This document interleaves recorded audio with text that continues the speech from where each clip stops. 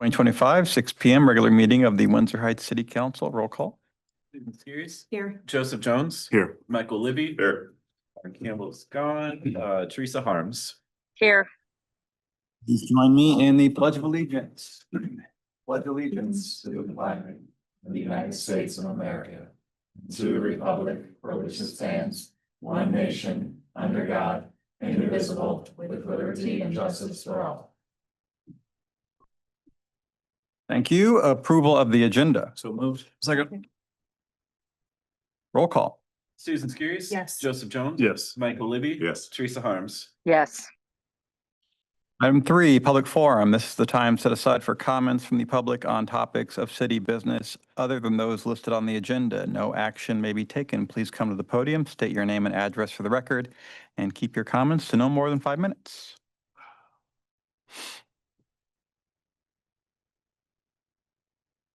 Hi. Donna Markley, 6407 University Avenue, Windsor Heights. I wanted to comment tonight on the ongoing traffic congestion on University all the way through Windsor Heights and also impacting clear up to Merle Hay Road coming this direction. As a resident living on University, the change from the 4 lanes to 3 has had a significant negative impact on our ability to even enter and exit our own driveways. I'm lucky that I live on the north side of the street because I can at least turn right and another right and another right and eventually make my way back down to 63rd. My poor neighbors on the south side, they can't even back out of their driveways. The traffic is backed up from 63rd to 73rd from 3 p.m. until 6 p.m. 5 days a week. It's a significant problem that I don't know that the council addressed effectively before they made the decision to narrow it to 3 lanes. It's one of the busiest streets in Des Moines, and with all the new development that we've had going on, it's really become very difficult for us. The last conversation I had with the city about it, they indicated they were going to speak with someone who controls the lights from the Des Moines side and see if they couldn't extend the time that we would clear more this direction. I have not seen an appreciable improvement over the last year, so I don't know whether that has happened or not. If it hasn't, I would encourage you to still consider that.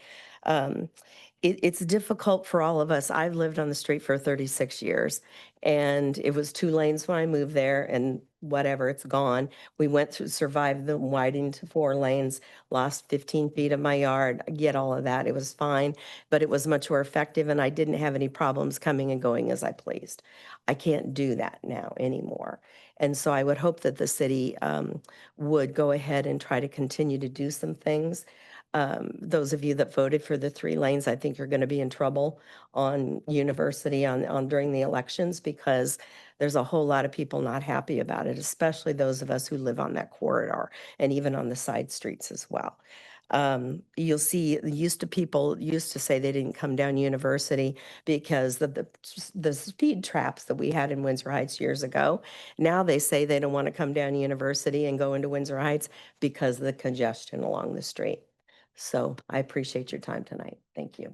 Thank you, Donna. Thank you, Donna.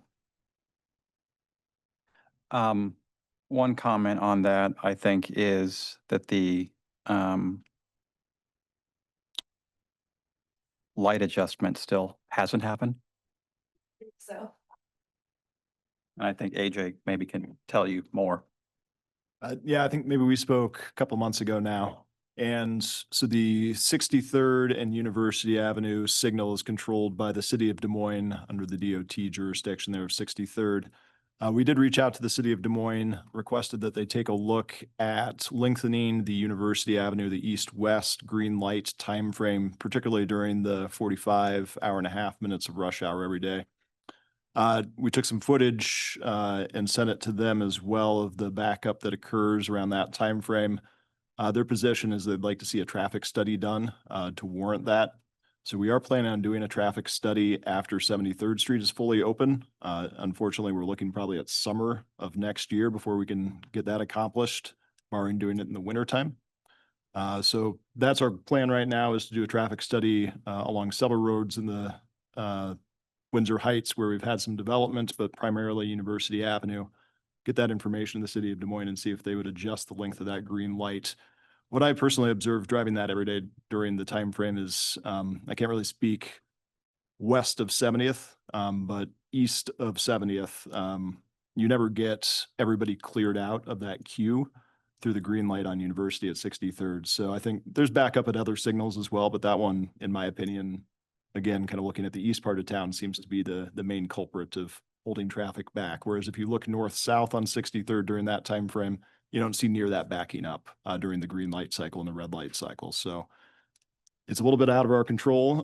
You're welcome to reach out to Des Moines city officials as well and see if you can make any progress. But that's how I last left things with engineering at the city of Des Moines is we would pursue a traffic study to see if we can warrant additional time frame in that east-west. Andy, I don't know if you've got any other comments, but I think that's the gist of the conversations I've had. Yeah. And thank you for your comments there too.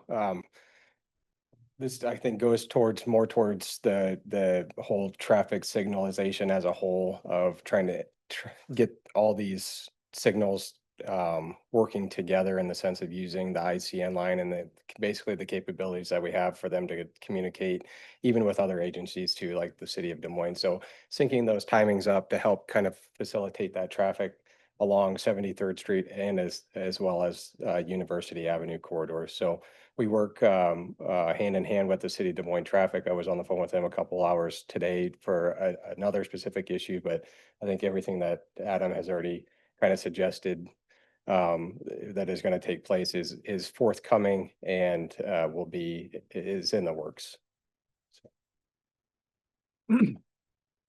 So I'm sorry you had to deal with that, Ms. Markley.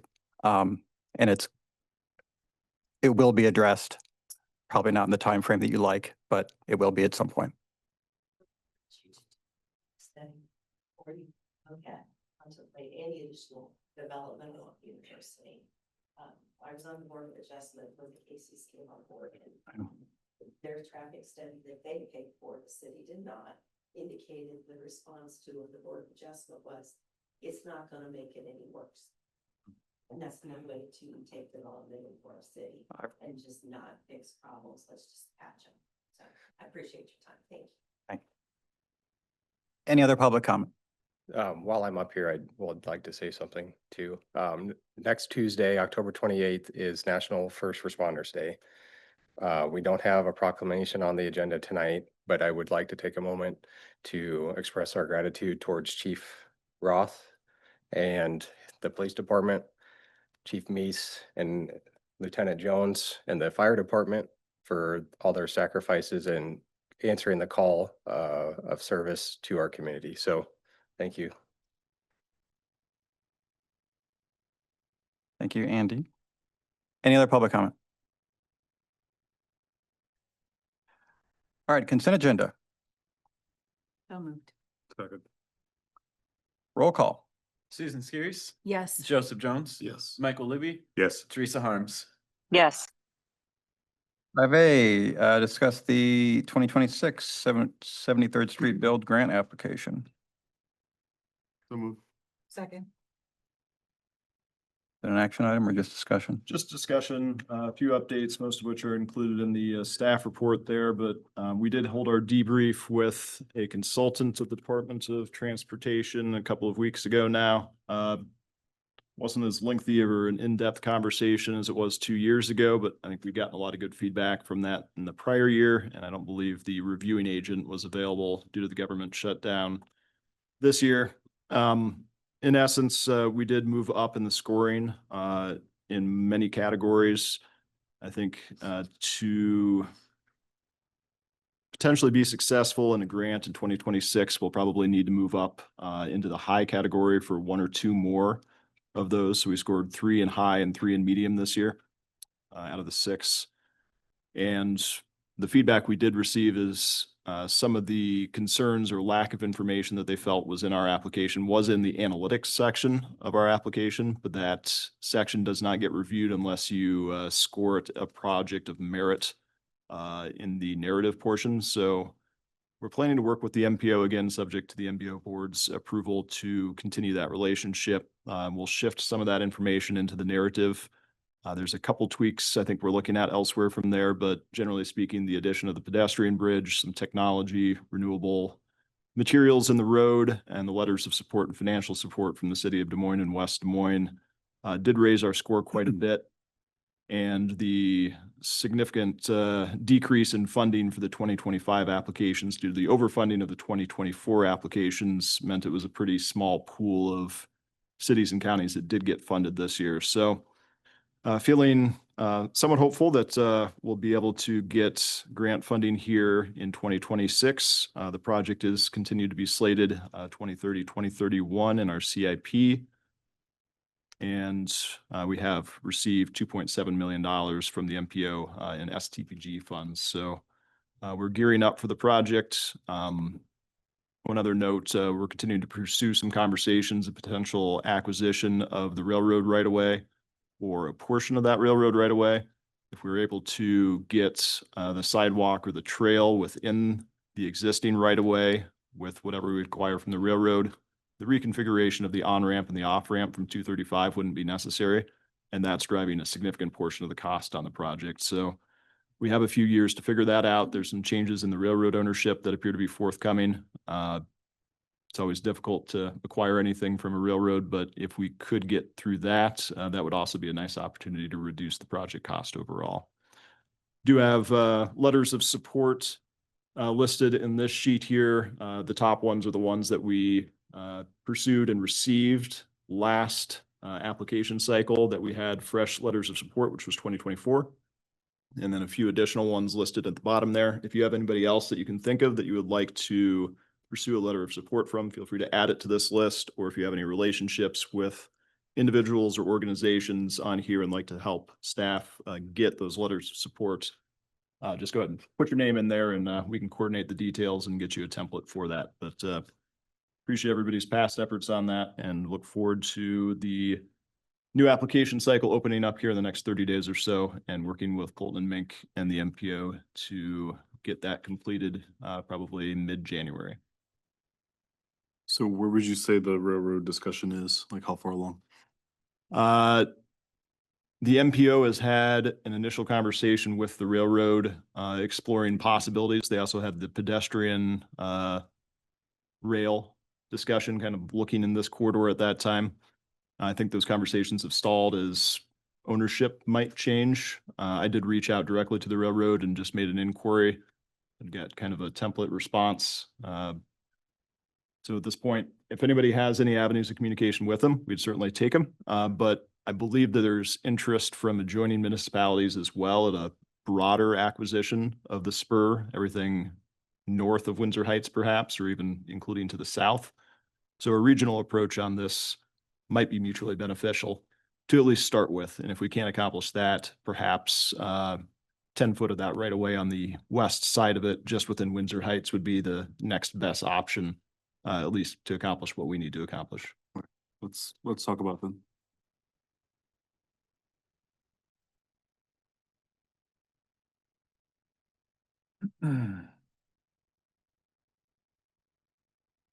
Anything else?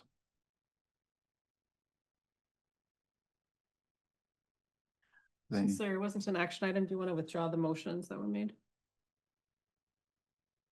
Joseph and Yes, Susan. Susan? Yes. Okay. 5B, consider resolution number 2025-76, a resolution waiving CEC fees for the Valley High School men's swim team. AJ? I could touch on this real quick. Nate is also online as well. Just as a reminder, fee waivers for the CEC are at City Council's discretion. There's some general policies discussing affiliates of Windsor Heights that we would typically waive fees for. And we do have a track record of waiving for organizations that we're a regional member, things of that nature. For the Valley High School men's team, and I believe they have representatives here today to maybe speak to this or answer any questions. The staff recommendation is just that council be considerate of the precedent you'd set in waiving the fees for a school organization. We do have another school organization that is paying the nonprofit fee later this year. And so just kind of looking for a policy determination going forward from the council on whether you'd like to waive fees for an organization like this going forward, or utilize the nonprofit rate for school affiliated organizations. With that, we have a representative like to speak to the request and the nature of it. Hello, everyone. My name is Drew Emanuel, and I'm a captain on the Valley men's swim team. My fellow captains had swim practice and school activities tonight, so they weren't able to make it. So we are petitioning for a fee waiver for the community center rental because we want to keep the banquet closer for families and more accessible. Last year, some of the families weren't able to come due to the amount we had to charge just for the facility. After looking around at some other options, we decided to petition for a waiver because the nonprofit rate at Windsor Heights is roughly twice the regular rate at Urbandale's Giovanetti Center and 3 times the rate at the Clive Special Events Center. So I just want to say thank you for considering. Thank you.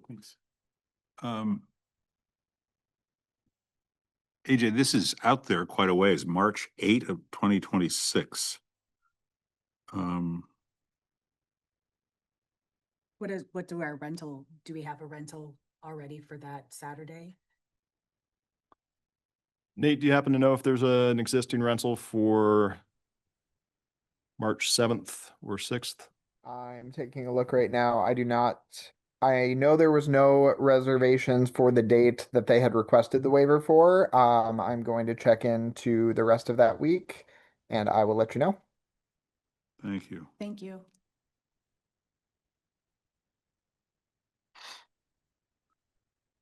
Like right now, or? Yes, I'm looking right now.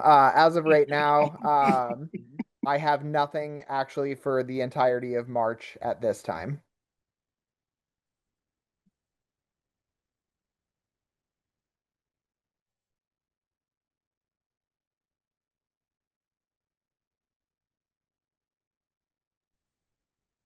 Hi, this is Teresa.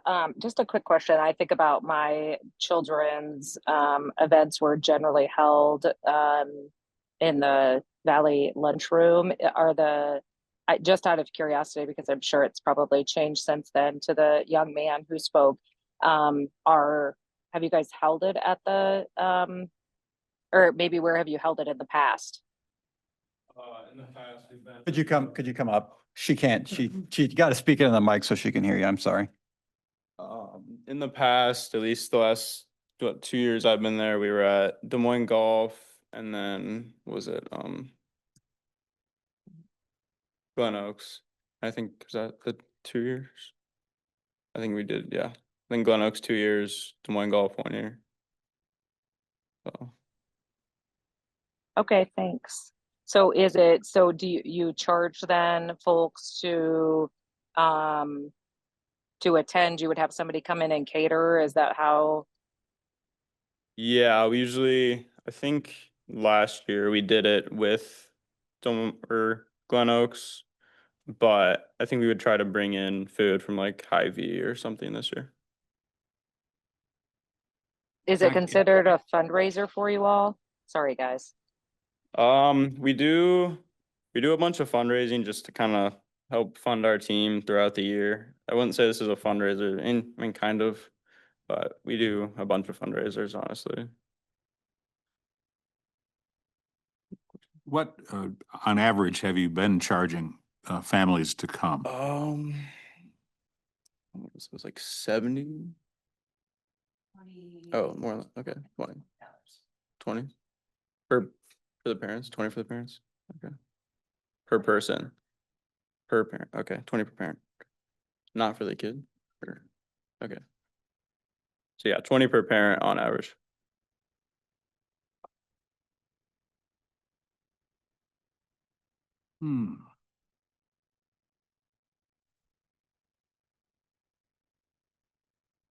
Okay.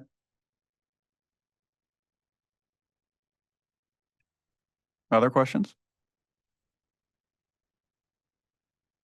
Thank you for thinking of us and for coming through and for kind of starting this process. And I really congratulate you guys for looking at ways to make it better than having a meal in a lunchroom or something at the school, because I know that's what my daughter had at Roosevelt. We didn't have the nice, any nice meals like that, but so I'm kind of jealous to be truthful. My only concern is this kind of a slippery slope for us, as far as like I'm kind of just on this, just kind of here. I don't really know which way to go because I can see both sides. And so it's kind of a hard decision for me to actually make, to be very honest. Well, I think, Susan, also the word's have gone out among lots of nonprofits that, because we've seen an uptick in the number of nonprofits that have asked for a And waiver. I think it would be different if it wasn't a Sunday as well that could interfere with something that would happen on a Saturday, or, I mean, granted, we're only 5 months out and most weddings or such are usually planned out hopefully by that far, but it would be a lot easier to take if this was like a Wednesday or a Thursday night versus a Sunday afternoon. So that kind of adds to my concerns on things. Mike, what I think I hear us saying is that we need to figure out a better way to describe what our nonprofit waiver momentum should be in terms of when and when not do we waive that fee. And I think Adam and his team probably needs to know that as well. So we need to have a more in-depth conversation about what that looks like, because you can't just willy-nilly say yes and then no, and then not have a justification for one versus the other. And I do want us to be supportive of both the school districts, obviously. Right. They both have a lot going on and they can both use our help. So I think I rambled to get to the point of saying, I'm okay with it this time, but we need to more immediately figure out what it looks like. Is there a certain number? Is it, 1 per school district or 2 per school district per year? Is it the club? Is the district itself that needs to ask us? Like, what does that look like? Yeah, and I think, the other 2 points that have come to my mind were sort of hit on as well, which is how far out in advance do you want to waive these, particularly a weekend one where you might get a significant rental? And then is it on a weekend or a weekday? Because frankly, weekdays are fairly underutilized, whereas a weekend, that's where the majority of our bookings are. So time frame out from booking, in addition to when on the weekday it falls, in addition to the type of organization and the number of requests, sounds like maybe things that we could visit and provide some feedback to council on. I will say that I appreciate as a parent involved in sports and everything, it's nice that you have this on the calendar already. That's great for planning so that everybody can attend. So I don't want you to think that we're like, oh man, but I think it's great that it's on the calendar, because that never happened when my daughter was in school. We were constantly, oh wait, did we miss this? So appreciate that as a parent. Okay. So, hey, Mike, I just wanted to add something here. So I agree with Susan, appreciate that it's on the calendar. And with what Joseph and AJ said as well, I think that those are important pieces that we need to kind of figure out. I'm wondering a couple of things. One, knowing that it's on a Sunday afternoon, could we would they be willing to consider coming back, or I don't want to say coming back, but waiting until the first of the year for approval? And that maybe is an option that gives us a little bit more time, knowing that we just talked about the time frame of which it's being approved. And so if it were, or having them go back and look at a weekday option for a different date. So those would be my 2 thoughts or recommendation based on our discussion. Thanks. In terms of, I don't know, I know in the past I don't think we've ever done it on a weekday from what I'm aware. I think it typically works better to do it on the weekends when, for like scheduling in terms of that. That could be something I bring up to my captains and we come back to on with you guys. Just seeing what it would work for, maybe sending like a poll to all the families, but we just want to really make sure the most amount of people are able to attend, so. Okay. Well, I'm hearing a few different things. Obviously, we need to adjust the policy, or there's more work to do. I understand that. Nonetheless, we have this request tonight. Do we want to ask for, whether or not they would be willing to come back, or say yes now, and then we need to change the policy? Those are the options, I would say. I agree with you, and it's not any fault of their own that we have missed this spot of being able to figure out exactly what this looks like. So they've asked at the right time, I think, to be able to get an exception outside of that window. When we do come back to decide on, kind of more of a direct policy of what that looks like. So I'm okay with going for a vote, but I'm also okay with tabling and waiting for more discussion. I would be in favor of tabling it as well. Well, if you're in favor of it, you need to someone needs to make a motion to do that. I need Teresa? someone to make a motion. Teresa, what do you think? I would be happy. I agree with you, Joseph. I'd be happy to go ahead today, but making it known that we are that our policy is under consideration.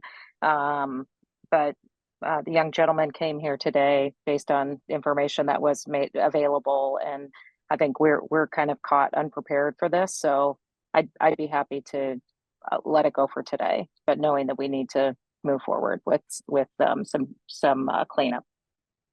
Okay. Yes, it's me. We're good. Well, it's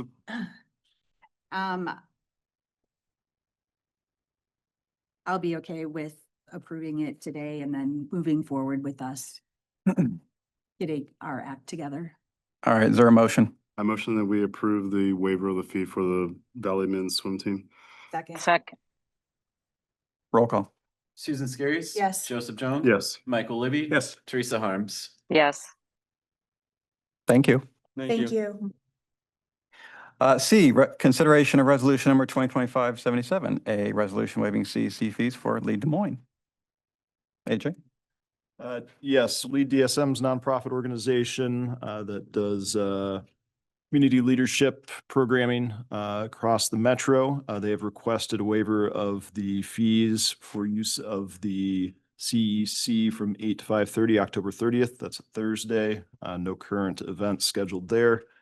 They were previously directly affiliated with Greater Des Moines Partnership. I believe the partnership is still a funder of them, but I think they're a standalone organization now. So again, we do have some more specific policies for affiliate organizations where you interpret them to fall, and that this would qualify for a waiver of the fee under our affiliate program policy waiver. Otherwise, you can consider it as an independent request. And I believe there's potentially a member of Lead DSM here tonight. Maybe not. I think they were trying to figure out if they had somebody to come or not. So there does not appear to be, but the request is before you. The last I heard, originally they were intending on attending, but the last I heard, they asked me to just present because they would not be able to attend. So apologies. I think based on the previous discussion and what AJ laid out in terms of the affiliation with the partnership and bringing leaders in from across the metro, there's 50 of them, is that right? Again, okay with waiving it this time, and then we'll do a comprehensive review later. Move that we approve. Second. Any further discussion? Hearing none, roll call. Susan Skiris. Yes. Joseph Jones. Yes. Michael Libby. Yes. Teresa Harms. Yes. Item 6, reports. I am thoroughly dropping the ball on submitting a report. I swear I will get one filed. But in the meantime, Ms. Harms. Hi, everybody. Sorry, I'm not there with you. We're lacking on the left side of the dais there. However, so we had MAC last week, good meeting. We talked about electric rideables and are working with the MPO and the other cities to come forward with some recommendations on how we might be addressing those issues of like the scooters and those dirt bikes that I've seen on our streets as well. And so more to come on that, and it might take some legislative action. I think Mike included or sent along an update on that. We also talked a little bit about some of the, as we prepare for the legislative session, some of the changes that are coming down the pike with committee membership and a tax bill and those sorts of things. So all in the works as we inch a little bit closer to legislative session. And then Windsor Wonderland is well underway. Just want to thank everybody that's at the in the meeting and online today for all of your extra efforts and help to start bringing that together and get things online. All of those things. I know you just are catching your breath from Fall Festival, so really appreciate your efforts and work on these items as we inch a little bit closer. Things are coming together nicely, I think. And then there was one more thing. Windsor, the Women Build project. So thanks, Susan and Lauren, for signing up to help with the Habitat Women Build program that's going to be on the 21st of November.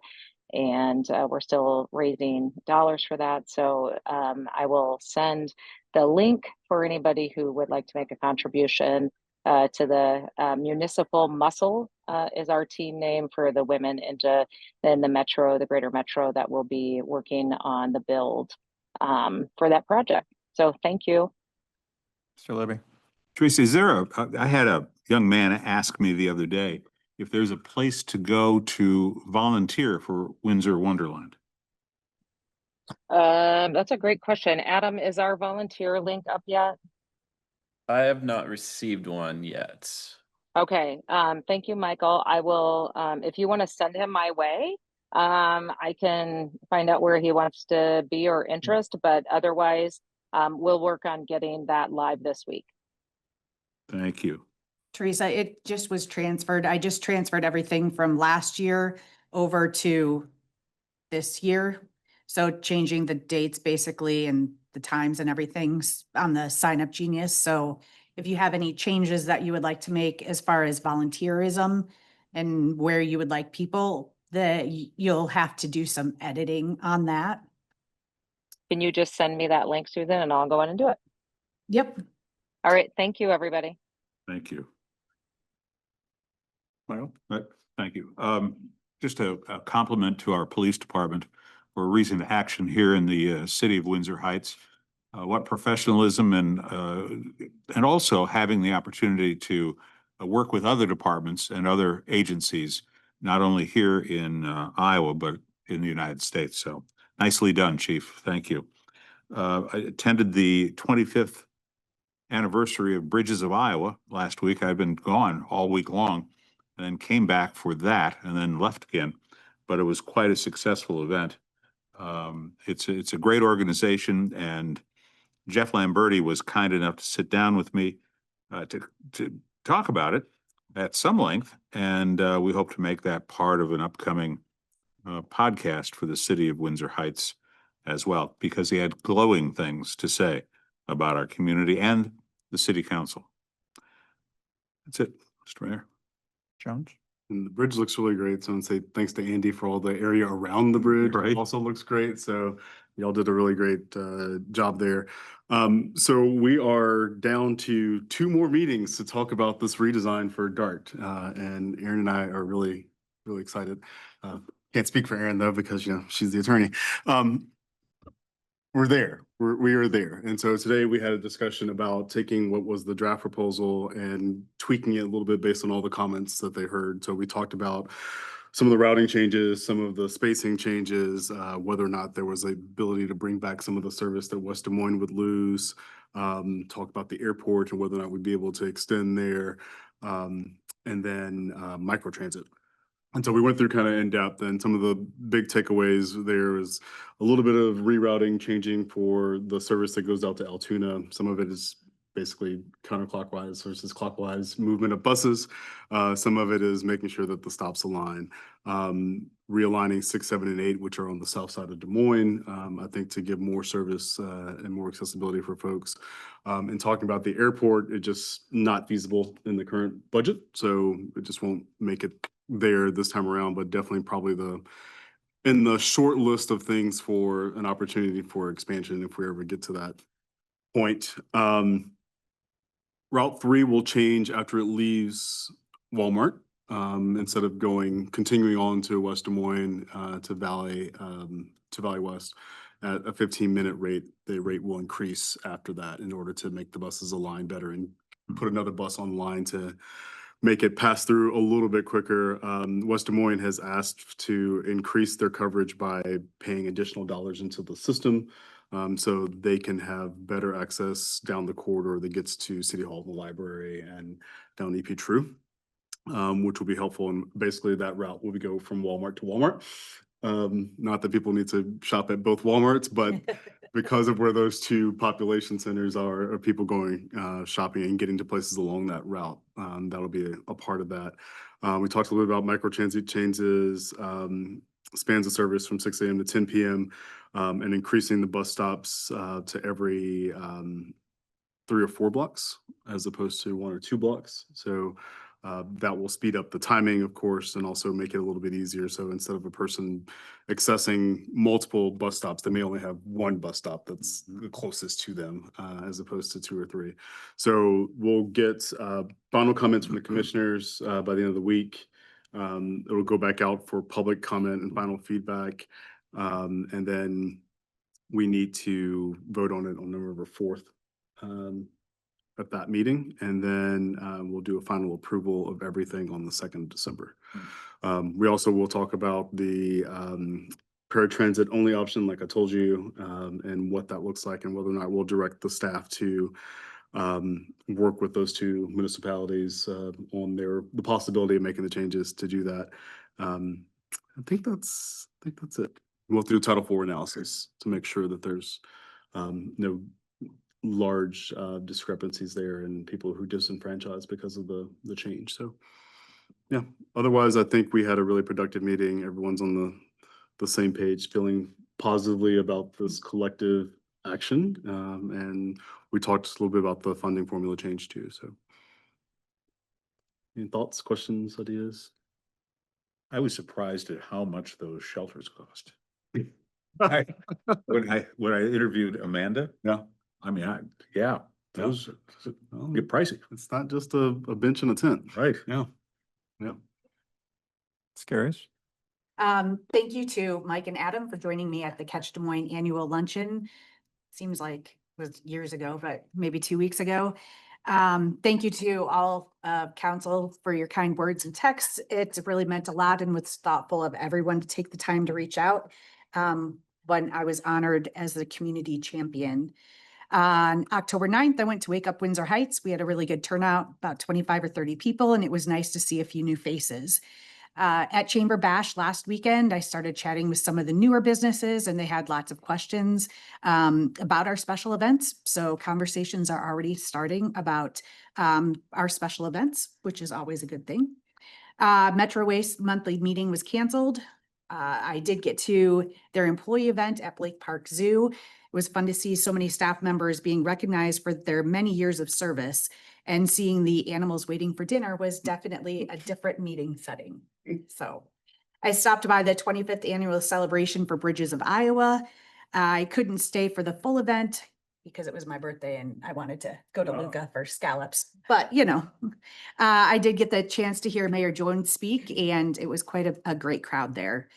Friday, our special events committee met to do some extra planning and put together a timeline for our 2026 events. We're working on adding more of that information to the city website so everything stays in one place. We decided to skip our regular November meeting, but we'll have a special meeting with Teresa to plan Windsor Wonderland. Earlier today, I went to the Edward Jones ribbon cutting and heard Mayor Jones's remarks. Very nice. Coming up, I have a Catch Des Moines meeting on Wednesday, and then on Thursday, I'll be volunteering with Uplift Urbandale and the Chamber Connectors. I believe putting holiday lights on 86th Street, whatever they call that. There's something, whatever. Friday, we'll hold our Fall Festival debriefing. So if you have any feedback, good or bad, please email me so I can include it in our notes. I did send an email to AJ, Mayor Jones, and Chief Roth regarding the parking issues and residents' complaints that we've experienced around Cole School. I'm happy to forward the email that I sent to council members if you'd like to review it. But thank you to AJ and Chief Roth for taking the time to discuss the concerns this morning and for working together on a plan to address the complaints again. Just a quick reminder, trick or treat in Windsor Heights is this Saturday. So please be extra careful driving around with the little ghosts and goblins out and about. Candidate forum is next Monday at 6 p.m. at the Community Event Center. Make sure to RSVP if you're planning to attend. Then on October 28th, I'll be at the AM Exchange where I'll hopefully start to promote Windsor Wonderland. We'll have posters ready to hand out and get displayed in as many Windsor Heights businesses as we can. So it's been a busy month, but a good one. So thank you. AJ? I think we've got a couple report sections just to touch on. Adam, you want to give a quick synopsis of the code update and the grand finale that we are quickly approaching? Yeah. So the red line for these, thank you. Red line for the second last half, chapters 90 through 185 minus the zoning code are in the report section for review. If anybody has any questions, send them to AJ and then I can put together a presentation like the last time for the next meeting.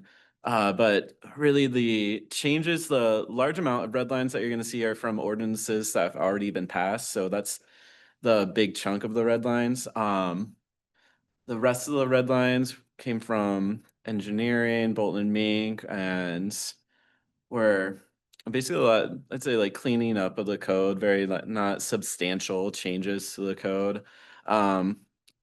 More is like say quote unquote substantial would just be there's some combining of codes like the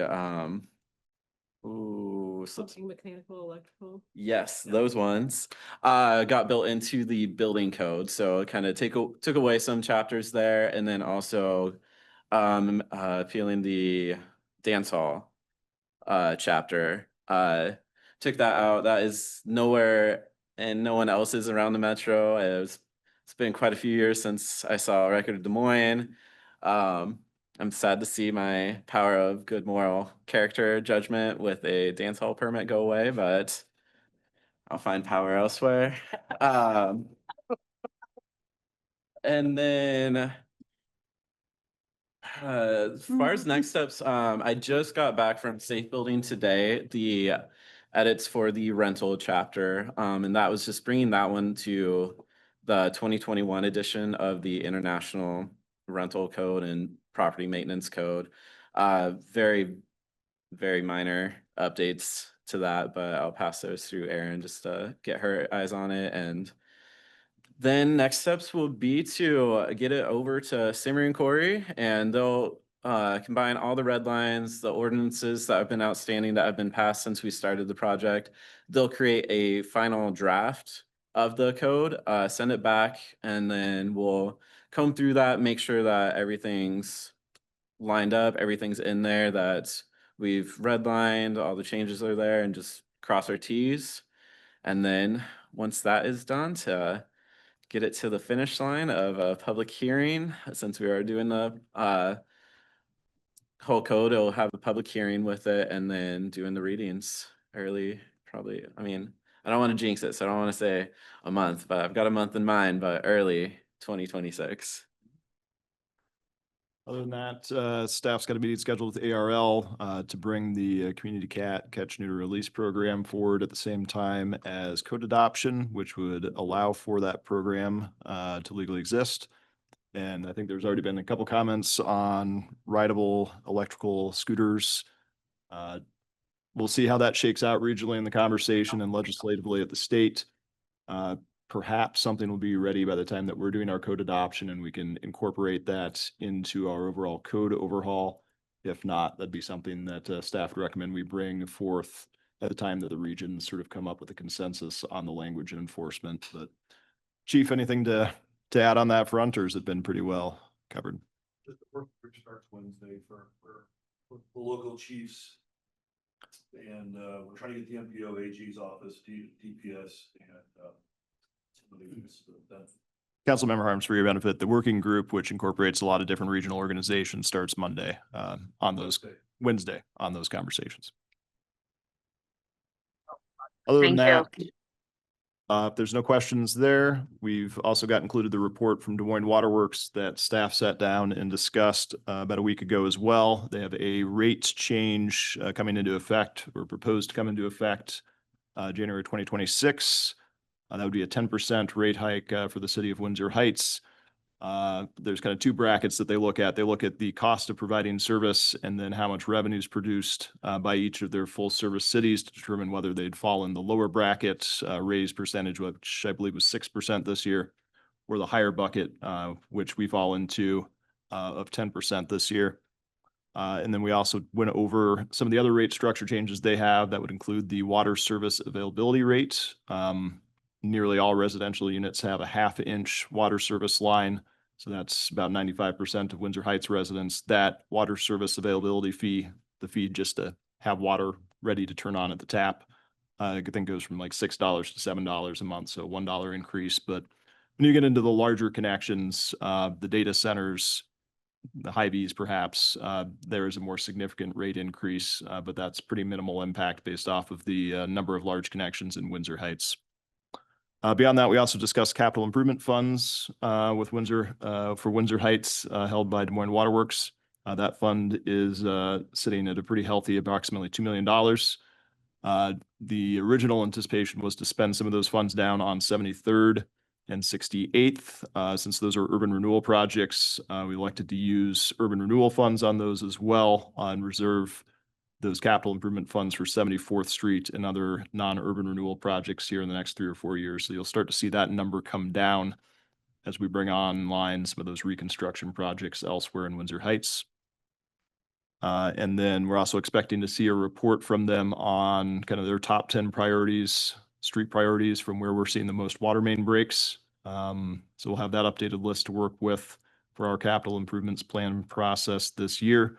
And also hoping that they'll be able to share a GIS layer that shows the locations of all those water main breaks, because Andy and I have looked at that with some of the staff members there, and it's pretty enlightening to see some sections of road where you can also see significant deterioration correspond directly with 7, 8, 10, 12 water main breaks over 50 years or so. So should be useful information for the city in our capital plan process as well.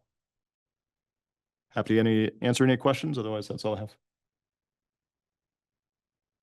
Okay.